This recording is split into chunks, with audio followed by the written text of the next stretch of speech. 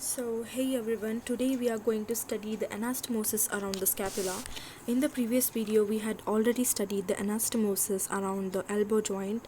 So, in this video, we are studying the anastomosis around the scapula. Okay, so before that, I would like to clear a few basics that are necessary. So, the anastomosis it forms on the body of the scapula, that is three anastomosis on the body of the scapula, and then on the acromion process of the scapula we have three more anastomoses. So there are total of six anastomoses, and for that I have already taken the cutout of the scapula so that it will be easier for us to understand. So we are going to be drawing on the same diagram. We are going to label the arteries, the anastomoses on the same diagrams. So let's get started. So we all know that we have our axillary artery passing like this, and then we have its branches. So first we are going to draw the branches, then we are going to name the branches, and then form the anastomosis around the body of the scapula and on the acromion process. So this as we all know that this is the spine of the scapula. So this is the acromion process, this is the supraspinatus, and this is the infraspinous region of the scapula, and this is on the posterior side, as we all are familiar with. So the axillary artery, it has branches, as we all know. So first of all we are going to draw the branches, and then we are going to label it. So just follow the way I'm drawing the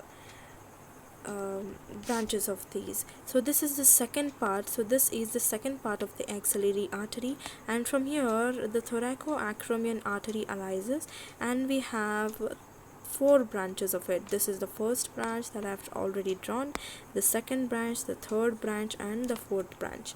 And then we have the anterior humeral circumflex artery, the posterior humeral circumflex artery, and this continues as the brachial artery. And then we have one more, this is the subscapular artery, and this is the circumflex subscapular artery.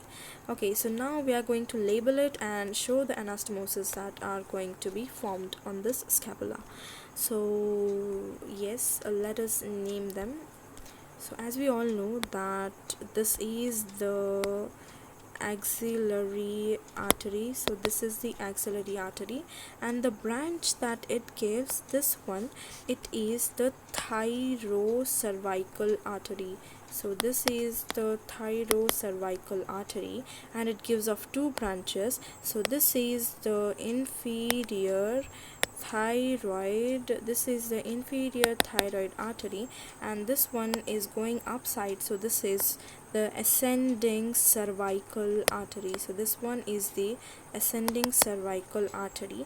As we know that this is going transverse, the one below it is going transverse. So this is the transverse cervical artery, and it is giving off two branches. So this is the superficial branch.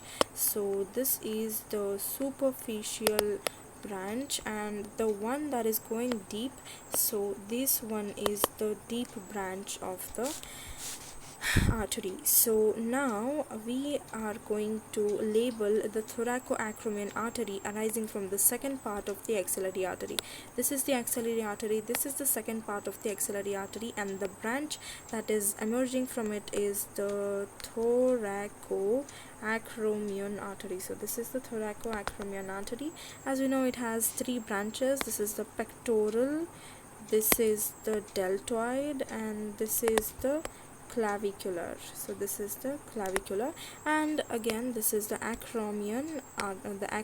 It is going to reach the acromion here. So, and we know that this is going from the supra to the infra, so we name this as the suprascapular.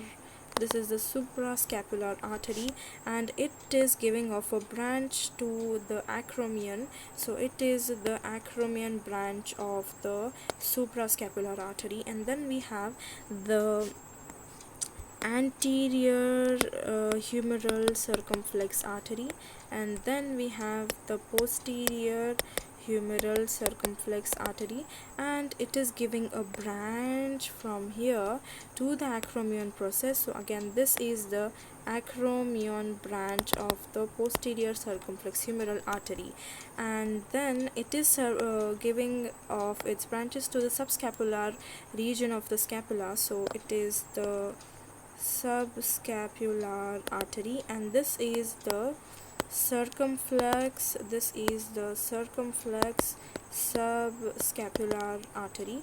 And as we know that this is the part that is emerging from the axillary artery, so this one will be the brachial artery. We have already studied in the last video that the axillary artery, it gives off two branches, that is the radial artery and the ulnar artery, and the anastomosis is formed. So for that, please check out my older video, that one which I had uploaded previously. So this is the anastomosis.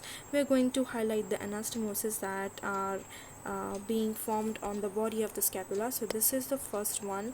I have to take a darker shade. Okay, so this is the first one, this is the second one, and this is the third one. And on the acromion process, this is the first one, second one, and yeah, so first one, second one, and this is the third one coming from the thoracoacromion artery. So let's see the acromions from this one, that is the suprascapular artery, from the thoracoacromion artery, and from the posterior circumflex humeral artery. There are three anastomoses, and from this we have deep branch of the